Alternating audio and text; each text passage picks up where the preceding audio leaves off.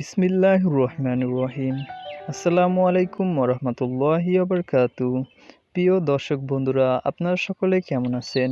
আশা করি আপনারা সকলেই অনেক ভালো আছেন। আল্লাহর রহমতে আপনাদের দোয়ায় আমিও অনেক ভালো আছি। আজকে আপনাদের সামনে একটি নতুন কবিতা নিয়ে আসলাম।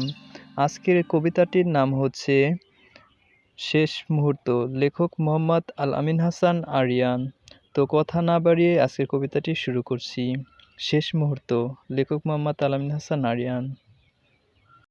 দেখতে দেখতে চলে গেল কতদিন,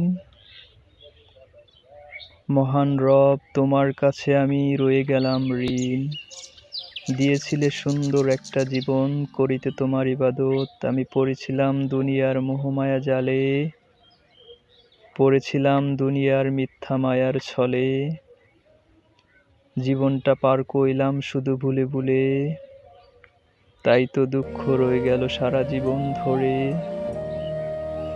আজরাইল আসিয়া কখন জানি লইয়া যায় মোরে, থাকিতে পারবো না তখন আর এই মিথ্যে মায়ার ডোরে।